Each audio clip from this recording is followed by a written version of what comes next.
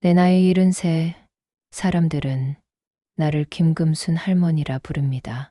보통 할머니들처럼 경로당에 앉아 화투를 치거나 텔레비전을 보는 게 내 일과였을까요? 아닙니다. 나는 매일 새벽같이 일어나 시장 골목을 쓸고 허름한 식당에서 설거지를 하고 밤늦도록 폐지를 주었습니다. 자식도 없고 남편도 일찍 떠나 홀몸으로 살아온 세월. 남들은 나를 불쌍하다고 손가락질했지만 나는 언제나 묵묵히 내 길을 걸었습니다. 그렇게 아끼고 아껴 모은 돈이 수백억 원이라 말하면 다들 코웃음을 칠 겁니다. 그래요. 다들 그렇게 살아요. 하지만 나는 좀 달랐습니다. 어느 날이었을까요? 지독한 감기 몸살에 시달리던 날이었습니다. 온몸에 열이 펄펄 끓고 머리가 깨질 듯 아팠지만 나는 억지로 몸을 일으켜 폐지를 주우러 나섰습니다. 왜 그랬을까요? 아마 내 오랜 습관이 무서운 병마보다 더 강했던 모양입니다. 굽은 허리를 지탱하며 낡은 손수레를 끌고 걷던 중 갑자기 눈앞이 캄캄해졌습니다. 그리고는 그대로 길바닥에 쓰러졌죠. 할머니, 할머니 괜찮으세요? 희미하게 들려오는 목소리, 따뜻한 손길이 내 몸을 흔들었습니다. 정신을 차려보니 낯선 남자가 나를 부축하고 있었습니다. 뽀얀 얼굴에 정갈한 차림새가 한눈에도 부잣집 도련님 같았습니다. 나는 그의 손을 뿌리치고 겨우 몸을 일으키려 했습니다. 채통 없는 모습을 보인 것 같아 얼굴이 화끈거렸죠. 하지만 몸은 내 뜻대로 움직이지 않았습니다. 다시 쓰러지려 하는 나를 그 남자는 조심스럽게 안아 올렸습니다. 병원에 가셔야 합니다. 제가 도와드리겠습니다. 나는 괜찮다고 손살에 쳤지만 그는 막무가내였습니다. 결국 그의 등에 엎여 병원으로 향하는 내내 나는 알 수 없는 불안감에 휩싸였습니다. 내 비밀이 탄로 날까봐, 내가 가진 돈이 세상에 알려질까봐 두려웠던 겁니다.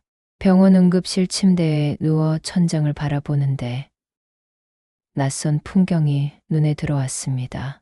내 평생 이렇게 깨끗하고 따뜻한 곳에서 잠을 자본 적이 있었던가. 쾌쾌한 폐지 냄새가 섞인 내 옷차림과는 어울리지 않는 병원의 모습에 왠지 모를 위화감이 들었습니다. 그때 아까 나를 도와준 남자가 병실로 들어왔습니다. 그의 이름은 김진성이었습니다. 할머니, 괜찮으세요? 의사 선생님 말씀으로는 몸살 감기라고 합니다. 며칠 쉬시면 괜찮아지실 거예요. 그의 목소리는 부드러웠고 그의 눈빛은 걱정으로 가득했습니다. 나는 그의 친절이 부담스러웠습니다. 내 돈을 노리는 사람인가? 아니면 그저 동정심에서 우러나온 행동일까? 나는 마음속으로 온갖 의심을 품었습니다. 괜찮아요. 어서 집에 가야 합니다. 나는 침대에서 일어나려 했지만 김진성은 내 어깨를 지그시 눌렀습니다. 할머니 며칠 더 계시다가 가시는 게 좋을 것 같습니다. 그리고 할머니 보호자는 없으신가요? 보호자라니. 나는 혼자 산 지 오래되었습니다. 남편은 내가 30도 되기 전에 세상을 떠났고 자식은 없었습니다. 친척들도 나를 외면한 지 오래였죠.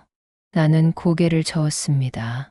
김진성은 잠시 생각에 잠기더니 말했습니다. 그럼 제가 할머니 보호자 역할을 하겠습니다. 걱정 마세요. 나는 그의 말에 어안이 벙벙했습니다. 생면부지의 나에게 왜 이렇게까지 친절을 베푸는 걸까? 나는 그의 행동이 이해되지 않았습니다.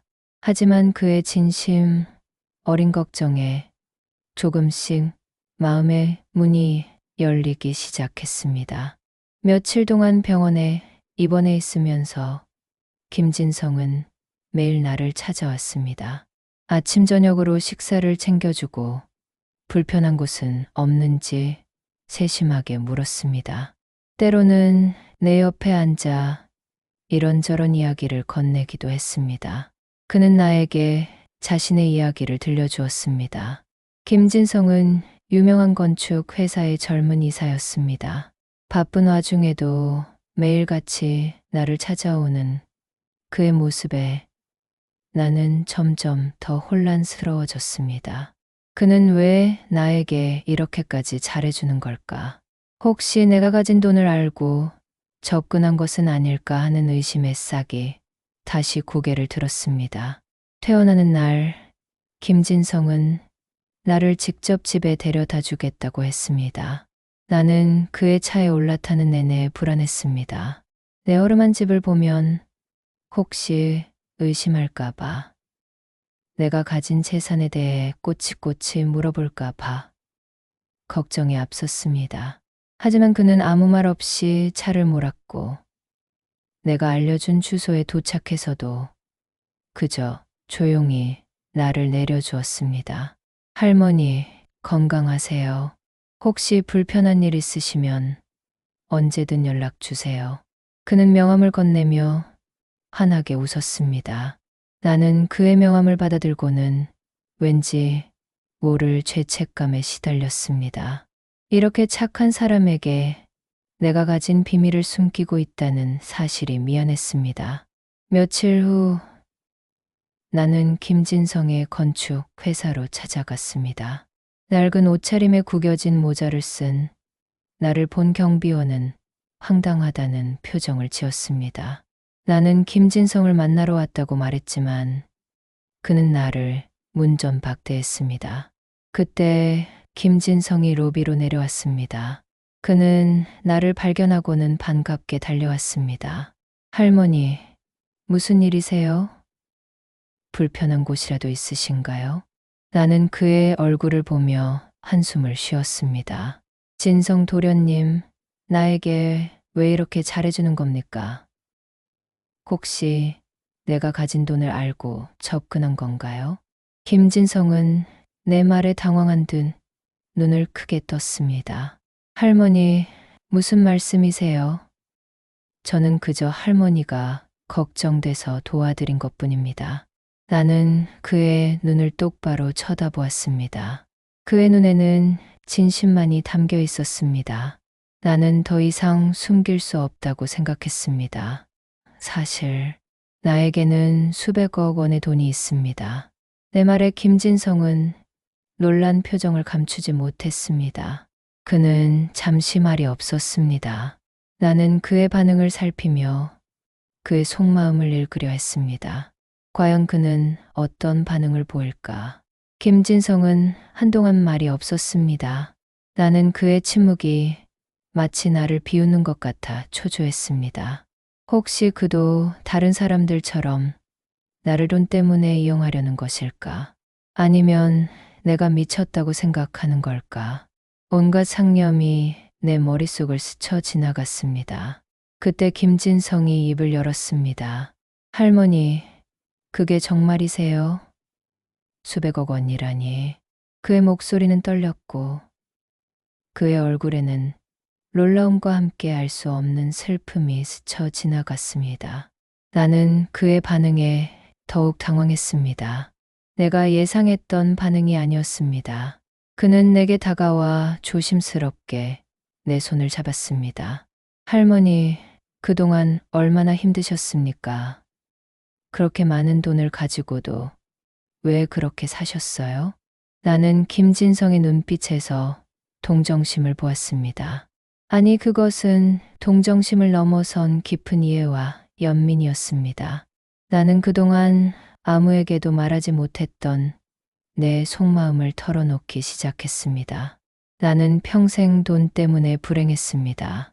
남편은 도박에 빠져 내 돈을 탕진했고 친척들은 내가 가진 돈을 빼앗으려 들었죠. 그래서 나는 돈을 벌면 벌수록 더 초라하게 살았습니다. 돈이 많다는 것을 알면 나를 괴롭힐 것이라고 생각했습니다. 돈이 나를 불행하게 만들 것이라고 믿었습니다. 그래서 돈을 숨기며 살았습니다. 내 이야기를 들은 김진성은 눈물을 흘렸습니다. 그의 눈물은 내 마음속 깊이 묻어두었던 슬픔을 끌어올렸습니다. 나는 그동안 억눌러왔던 감정을 주체하지 못하고 하염없이 눈물을 흘렸습니다. 김진성은 말없이 내 손을 잡고 있었습니다. 그의 따뜻한 손길은 내 마음을 위로해 주었습니다. 할머니, 이젠 더 이상 혼자 힘들어하지 마세요. 제가 할머니 옆에서 힘이 되어 드리겠습니다. 김진성의 말은 나에게 큰 위로가 되었습니다. 나는 그에게서 이전에 느껴보지 못했던 따뜻한 마음을 느꼈습니다. 그리고 그에게서 한 가지 제안을 받았습니다. 그는 나에게 그 돈으로 의미 있는 일을 함께 하자고 말했습니다. 나는 처음에는 망설였습니다. 평생 돈을 숨기며 살아온 습관 때문이었을까요? 하지만 그의 진심 어린 제안에 나는 결국 마음을 열었습니다. 우리는 함께 재단을 설립했습니다. 재단의 이름은 은빛 날개였습니다. 은빛 날개 재단은 어려운 환경에 처한 노인들을 돕는 일을 했습니다. 무료급식소를 운영하고 의료 지원을 하고 문화 활동을 지원하는 등 다양한 사업을 펼쳤습니다. 나는 김진성과 함께 전국을 돌아다니며 도움이 필요한 노인들을 만났습니다. 그들의 손을 잡고 이야기를 나누고 그들의 어려움을 듣고 해결해 주었습니다. 나는 재단을 통해 처음으로 돈의 가치를 깨달았습니다. 돈은 나를 불행하게 만들었던 것이 아니라 사람들에게 행복을 가져다 줄 수 있는 도구였습니다. 돈을 통해 다른 사람들을 돕는 일은 나에게 큰 기쁨과 보람을 주었습니다. 나는 이제 더 이상 돈을 숨기며 살지 않았습니다. 나는 당당하게 내가 가진 돈으로 선한 일을 했습니다. 어느 날 우리는 재단에서 열린 작은 행사에서 박미숙 할머니를 만났습니다. 박미숙 할머니는 평생 자식들 뒷바라지에 모든 것을 바치고도 노년에는 버림받아 홀로 지내시는 분이었습니다. 그녀의 이야기는 내 마음을 아프게 했습니다. 나는 박미숙 할머니에게 따뜻한 손을 내밀었습니다. 그녀에게 새로운 삶의 희망을 주고 싶었습니다. 할머니, 이제 저희가 할머니의 가족이 되어 드릴게요. 함께 행복하게 살아요. 박미숙 할머니는 내 말에 눈물을 흘렸습니다. 그녀는 고맙다고 몇 번이고 말했습니다. 나는 그녀의 손을 잡고 환하게 웃었습니다. 그 순간 나는 진정한 행복을 느꼈습니다. 나는 이제 더 이상 돈을 숨기며 살지 않습니다. 폐지 줍는 할머니가 아닌 존경받는 김금순 여사로 사람들에게 불립니다. 은빛 날개 재단은 김진성의 헌신과 노력 덕분에 빠르게 성장했습니다. 수많은 언론에서 우리 재단의 선행을 보도했고 많은 사람들이 우리의 뜻에 동참하기 위해 기부금을 보내왔습니다.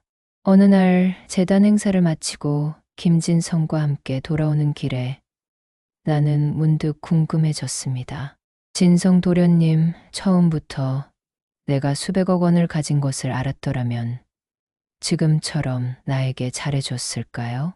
김진성은 내 질문에 빙긋 웃었습니다. 할머니, 솔직히 말씀드리면 처음에는 할머니의 존재가 궁금했습니다. 길에서 쓰러진 할머니를 도와드렸는데 병원에 계시는 동안 할머니 통장에 엄청난 돈이 있다는 것을 우연히 알게 되었습니다. 그래서 저는 할머니에게 왜 그렇게 사시는지 궁금했습니다. 하지만 할머니의 이야기를 듣고는 저의 판단이 틀렸다는 것을 깨달았습니다. 할머니는 돈이 아니라 따뜻한 마음을 가진 분이셨습니다. 김진성의 솔직한 고백에 나는 미소를 지었습니다. 나는 그의 진심을 믿을 수 있었습니다. 우리는 서로를 바라보며 조용히 웃었습니다. 내 인생은 김진성을 만나고 나서 완전히 바뀌었습니다. 돈이 주는 행복이 아닌 사람들과 함께 나누는 행복을 알게 되었고, 진정한 가족의 의미를 깨달았습니다. 나는 이제 매일 아침 눈을 뜨면 감사한 마음으로 하루를 시작합니다. 낡은 손수레 대신 따뜻한 손을 잡고 폐지 대신 따뜻한 마음을 나눕니다. 더 이상 혼자가 아니라는 사실이 나를 행복하게 합니다. 삶의 굽이진 길을 흐르는 강물처럼 내 인생에도 많은 굴곡이 있었습니다. 하지만 그 강물은 이제 잔잔하고 평화롭게 흘러갑니다.